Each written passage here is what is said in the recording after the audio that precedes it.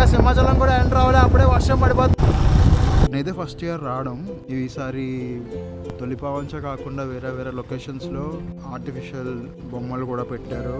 అక్కడి నుంచి గిరి ప్రదక్షిణ అక్కడి నుంచి స్టార్ట్ చేసినా అక్కడ వచ్చి ముగిస్తే సరిపోద్ది.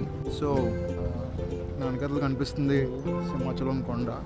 ఆ కొండ చుట్టూ ఒక ప్రదక్షిణ చేస్తే అదే గిరి ప్రదక్షిణ. బండి పార్కింగ్లో పెట్టాను ఇప్పుడే.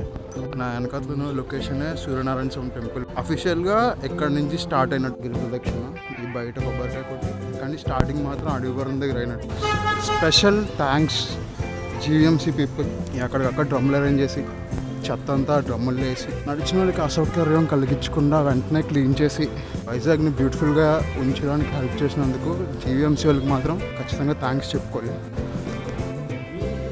ఎన్ఏడి నుంచి సింహాచలం వెళ్ళడం అంటే మొత్తం అంతా కొండ ఎక్కడమే డైరెక్ట్గా. ఇంచుమించు గోపాలపట్నం వచ్చేసరికి కాలు వెళ్ళిపోతాయి. సింహాచలం ఆర్చ్ నుంచి సింహాచలం వెళ్ళిపోతే ఏదైనా అంత కష్టమైతే కాదు అందరూ అన్నట్టు. ఇంచుమించు 10:30 కల్లా స్టార్ట్ చేసా. ఇప్పుడు టైం అయితే ఇంచుమించు 2:30 అవుతుంది. అయిపోయింది ఫ్రెండ్స్ గిరి ప్రదక్షిణ. ఎక్కడైతే మొదలెట్టానో అక్కడికే వచ్చి ఆగాను. ఒక్క దగ్గర కూడా కూర్చోలేదు, ఏది తినలేదు. అక్కడక్కడ ఒక 2 దగ్గర మజ్జిగ తాగాను, ఎలక్ట్రోలైట్స్ ఒక దగ్గర మజ్జిగ కొనుక్కొని తాగాను. That's all. కష్టం అంటారు కానీ అంత ఈజీ అయితే కాదు, అలాగే అంత కష్టం కూడా కాదు.